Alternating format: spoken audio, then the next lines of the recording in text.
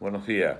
Ante la imposibilidad de la clase presencial, y como era ya el último tema que nos quedaba por trabajar, pues hago aquí una pequeña síntesis que os sirva como clave fundamental para poder hacer la lectura de este 10º capítulo de la escatología, de esa escatología que decíamos que no es la colectiva universal, sino que es más una escatología individualizada, personal, ¿no? El tema del purgatorio. ¿Qué decir del tema del purgatorio? Pues fundamentalmente decir que aquí nos encontramos dentro de la escatología en un tema que es fundamentalmente ecuménico.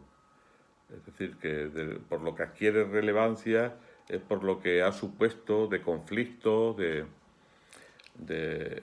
lo que es tanto con la Iglesia oriental ortodoxa como con las iglesias protestantes, ¿no?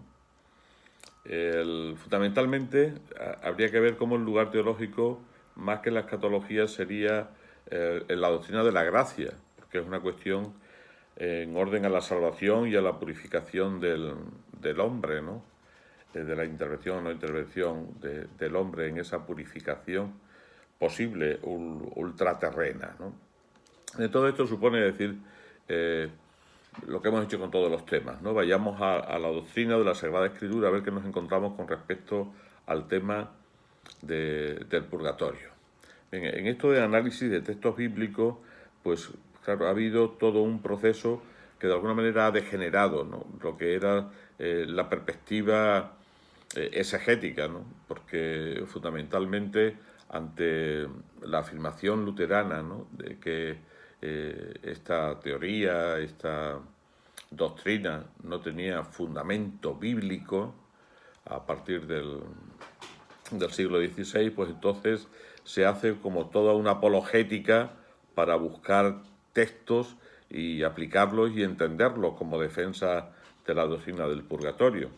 Basta entender, por ejemplo, Mateo 12:32, ¿no? Cuando se dice que el pecado del Espíritu Santo, dice, ni se perdonará en este mundo ni en el otro. Dice, bueno, si no se perdonará en el otro, es porque en el otro sí se pueden perdonar algunos. Y entonces eso estaría hablando que el purgatorio es un lugar en el que se perdonan pecados que todavía no estarían perdonados en esta vida, ¿no?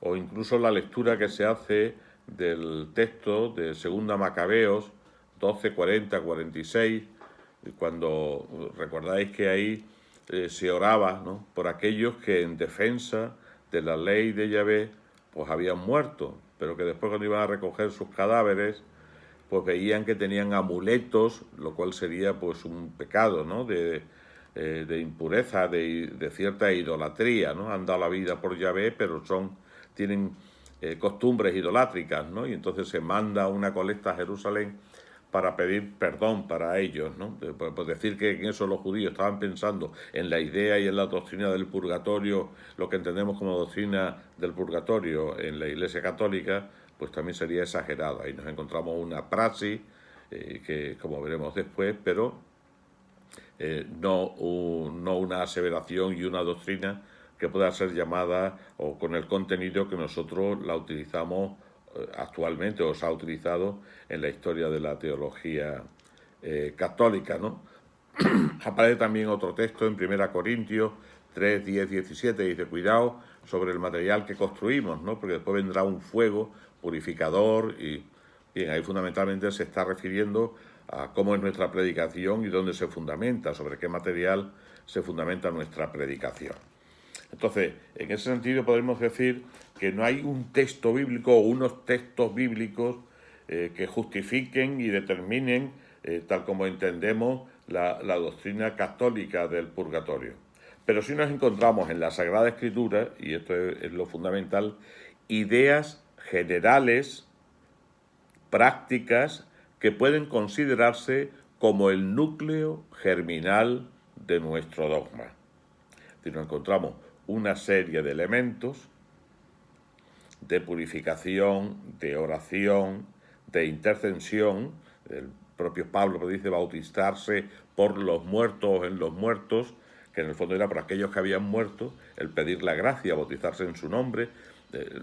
No está clarificado bien en qué consistiría ese bautismo, pero en el fondo es como una oración, o en 2 Timoteo 1, 16, 18, que se nos invita a esa oración y esa intercesión. Por lo tanto, en la Biblia no nos encontramos textos directos fundantes de la doctrina del purgatorio, sino nos encontramos ideas generales y praxis que pueden entenderse como el núcleo germinal que después da lugar en la historia de la Iglesia a la doctrina del purgatorio. ¿Y qué decir del dogma o de la doctrina del purgatorio en la historia? Bueno, pues lo fundamental es que si nosotros miramos los primeros siglos de la Iglesia, nos encontramos en los primeros siglos epitafios en tumbas, ¿no? Nos encontramos también algún texto como San Efrén, ¿no? Dice que ahí lo que se da por hecho es la praxis de la oración por los difuntos. Es decir, aparecen oraciones litúrgicas y privadas que nos hablan de la praxis de que los primeros cristianos, las primeras comunidades en los primeros siglos, ya se rezaba por los que habían muerto, para obtener su purificación, su perdón, ¿no? Así aparece en el epitafio de Albercio, dice, quien comprende y está de acuerdo con estas cosas, ruegue por Albercio, que ya ha muerto, ¿no? Tertuliano habla de la costumbre de rezar y hacer oblaciones por los difuntos en sus aniversarios. San Efrén habla del en los 30 días, ¿no? Pues los muertos son auxiliados por la oblación que hacen los vivos, ¿no? Como pasaba en 2 Macabeos, ¿no? Así podemos decir que en los primeros 4 siglos ya era general la práctica de la oración por los muertos en las iglesias occidentales, Roma, África y también en las orientales como Siria y Jerusalén, ¿no? Y vemos cómo en la propia celebración de la Eucaristía pues se tiene en cuenta y se ora y hay ya una liturgia funeraria por los que han muerto, ¿no? En ese sentido podríamos decir que esa práctica litúrgica pues sería expresión de la fe de la Iglesia, ¿no? En el contenido central de nuestro tema, ¿no? Pero cuando se pasa de la fe implícita y orante a la fe explícita, ¿no? Dice San Cipriano, dice, una cosa es no salir el encarcelado de la cárcel de allí hasta pagar el último cuadrante y otra es recibir sin demora el premio de la fe y del valor. Una, purificarse de los pecados por el tormento de largos dolores y purgar mucho tiempo por el fuego, purgar y die, igne, y otra, ser coronado enseguida por el Señor, ¿no? Entonces, me parece que aquí hay un problema. Los catecúmenos se están preparando para el bautismo, ¿no? Algunos son renovatis, es decir, que ya se habían bautizado pero han pecado, entonces vuelven y tienen que hacer todo un proceso de purificación. Están en un contexto de persecución y dicen, oye, aquellos que están arrepentidos y que quieren recibir renovar su bautismo, ¿no? Ser perdonados, hay que exigirle que paguen hasta la última norma de los años que tiene que estar purificándose, o dada la situación de persecución que hay, se les podría renovar e incluir en la comunidad, aunque todavía tengan que purificarse, ¿no? Y entonces se hace la referencia a cómo no es lo mismo morir y encontrarse directamente con el Señor que pasar un proceso de purificación antes de entrar en esa visión beatífica, ¿no? Entonces, en ese sentido, San Cipriano nos da una idea, ¿no?, de cómo aquellos que no han purificado antes de la muerte, es decir, que tenían que purificar más sus pecados, pero no les dio tiempo, ¿no?, pues que habrá un fuego purificador postmortal, ¿no? Entonces, bueno, pues ahí se habla de un elemento de purificación. Después, o sea, cuando se decontextualiza y se coge el término fuego, etcétera, pues después ya vendrán esas descripciones y figuraciones que deformarán la doctrina del purgatorio, ¿no? Pero bien, a partir de este momento, mitad del siglo III, ¿no?, las referencias al purgatorio empiezan a hacerse cada vez más frecuentes y más inequívocas, ¿no?, tanto en la Iglesia latina como en la Iglesia griega. Podríamos decir en ese sentido que San Cipriano es el primero que explicita lo que es el contenido de la doctrina del purgatorio, referido fundamentalmente a los bautizados reconvertidos, ¿no?, que vuelven a la comunidad, ¿no? Bien, es más adelante cuando empieza a haber divergencias entre Occidente y Oriente, en el cisma, ¿no? Las diferencias están en esa visión de purificación. Después del cisma es en Florencia cuando se hace una definición dogmática sobre el purgatorio. ¿Por qué? Porque hay una divergencia en lo que se refiere al contenido central de esa experiencia de la purgación o purificación. Las iglesias orientales están de acuerdo en el elemento de purificación, divinización, como el sujeto recibe por la acción de Dios la purificación que le lleva a la divinización. Pero, sin embargo, se resisten a la concepción occidental del purgatorio en aquello que se refiere pues, a la purgación, a lo físico. Hay tres elementos que ellos no aceptan de la doctrina occidental. Una, que el purgatorio sea un lugar, para ellos un estado. Segundo, que haya penas físicas, como el fuego. Y la tercera, que tenga un sentido expiatorio purgante. Ellos entienden que es solo un proceso de purificación, divinización, ¿no?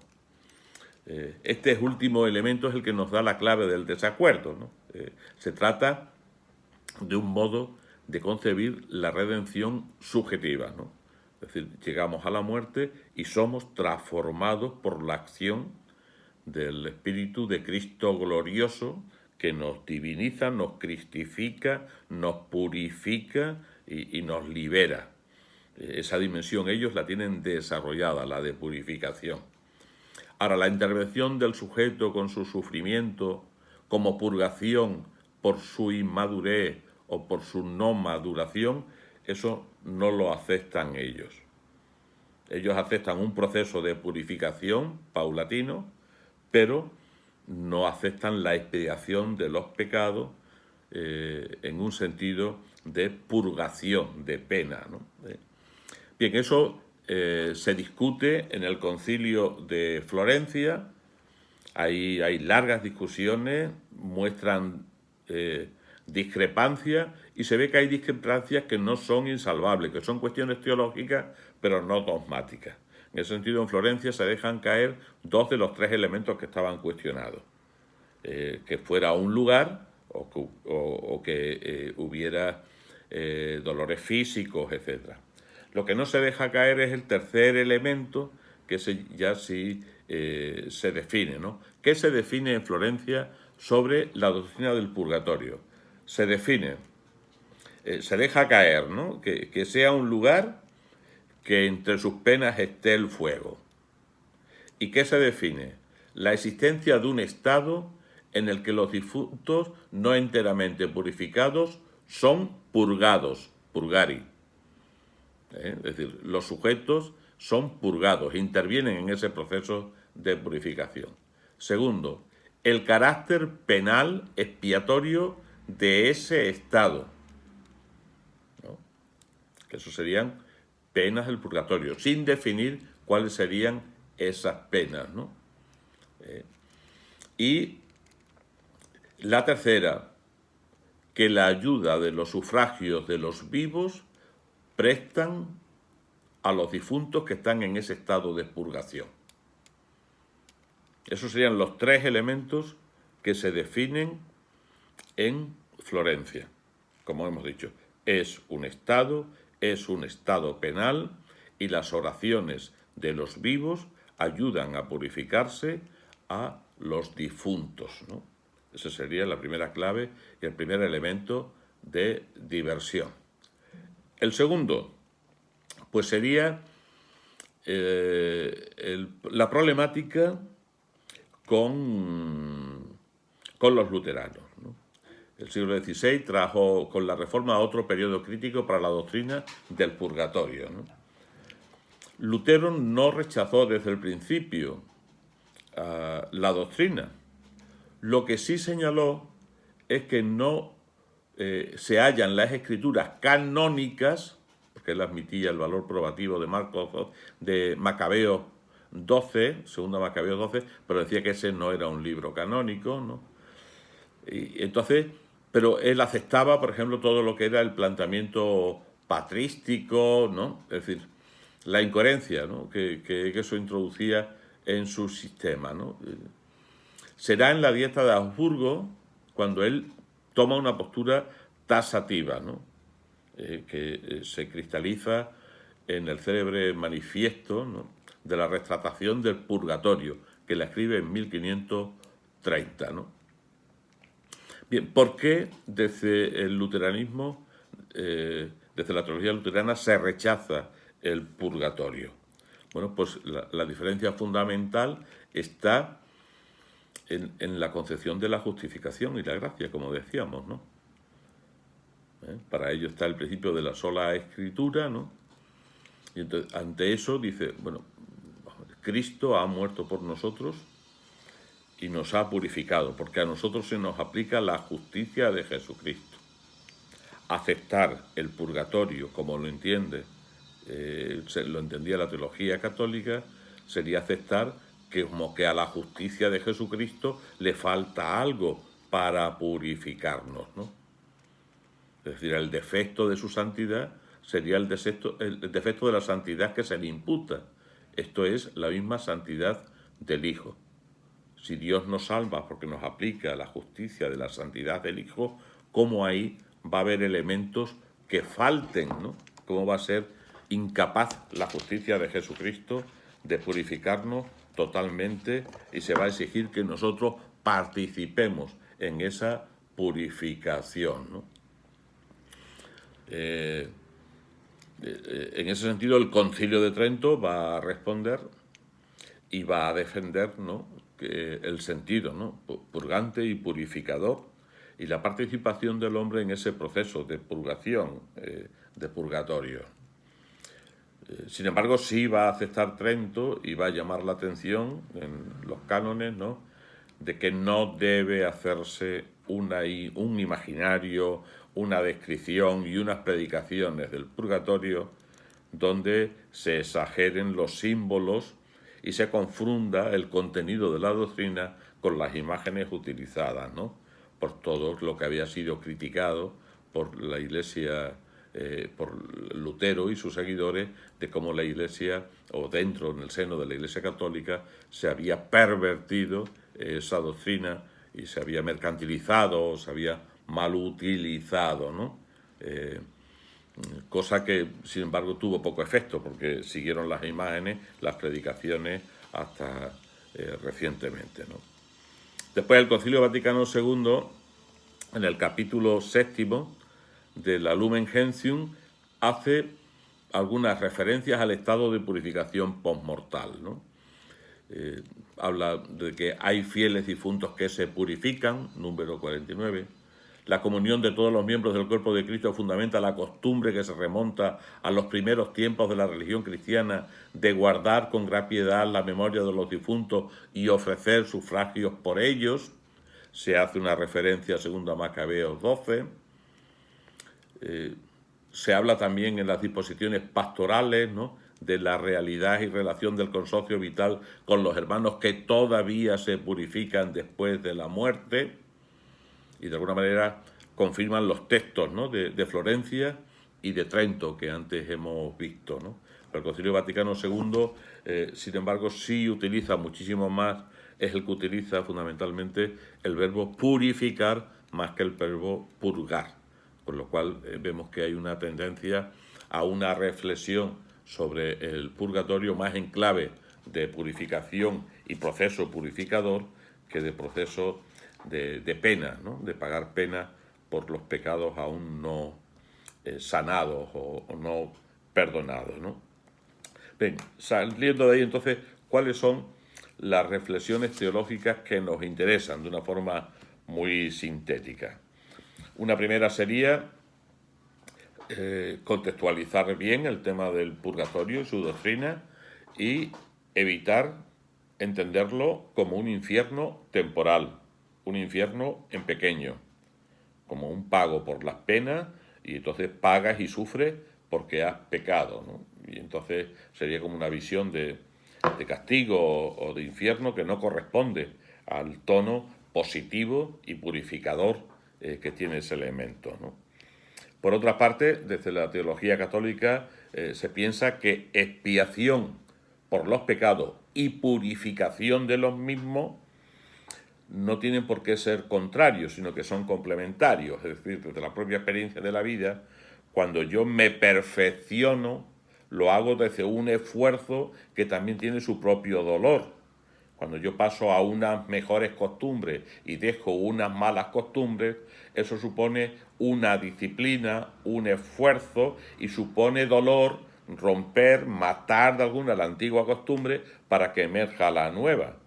En ese sentido sería un dolor purificador, pero no es un dolor castigador negativo, es el dolor de la purificación. En ese sentido, la expiación es romper con un pasado para que aparezca la novedad de una gracia, pues eso tendría expiación y purificación serían complementarios, ¿no?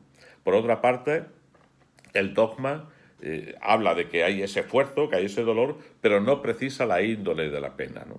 Entonces no vale, ¿no? El buscar imágenes y definiciones de la pena con materiales, etcétera, ¿no? Pues como que era la idea del fuego, que tenía un sentido purificador, pero después se utiliza como un elemento de dolor o de castigo, ¿no? ¿Cómo entendemos el purgatorio? Pues fundamentalmente la clave teológica que se desarrolla más es cómo nosotros llegamos al encuentro con Jesucristo y vamos abriéndonos a ese evangelio. Y ese evangelio va purificando nuestra persona, va evangelizando nuestras dimensiones. Ahora, el ser humano tiene muchísimas dimensiones y el proceso de evangelización va entrando en esas dimensiones.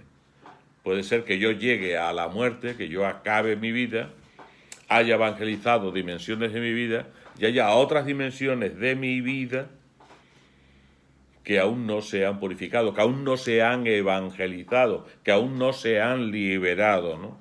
Pues entenderíamos el purgatorio como la integración de todas las dimensiones de mi persona, todas las dimensiones del hombre, en una única decisión fundamental, de mi opción por Cristo, de mi vivencia del Evangelio. Bien, pues ese proceso de unificación de toda mi persona en Cristo, de toda mi persona en el Evangelio, ahí me estaría encontrando, ¿no? Eso sería el proceso de purificación o purgatorio. Que algunos hablan del encuentro, ¿no?, con Jesucristo como elemento purificador y con la intervención del hombre que se deja transformar y que participa activamente en ese encuentro, ¿no? Habla ahí Ruiz de la Peña de la referencia de la experiencia mística como cable para entender el purgatorio, ¿no?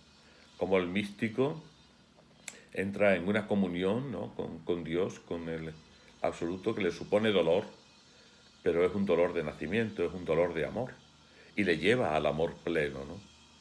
Entonces no sería tanto la visión de un dolor por el dolor, sino del dolor como la planificación de seducción para entrar en el amor, ¿no? Lo que expresan los místicos en ese deseo, ¿no? Rompe ya la tela de este dulce encuentro, ¿no? En el sufrimiento del deseo de la unidad total con el amado, ¿no? Sería más esa visión de encuentro, de abrazo purificador, ¿no? Y en ese sentido, pues se cuestiona, ¿no?, el entender el purgatorio como un estadio temporalmente extenso, ¿no? Estamos hablando de un proceso purificador del encuentro con Cristo glorioso, más que de un tiempo extenso que, como ya hablábamos en la reflexión sobre la muerte, no es aplicable una vez que entramos en la muerte.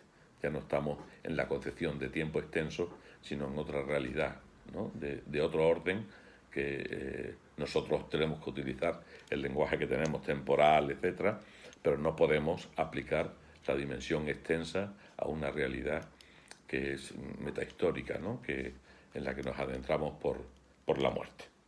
Pues bien, hasta ahí estarían esos elementos, ¿no?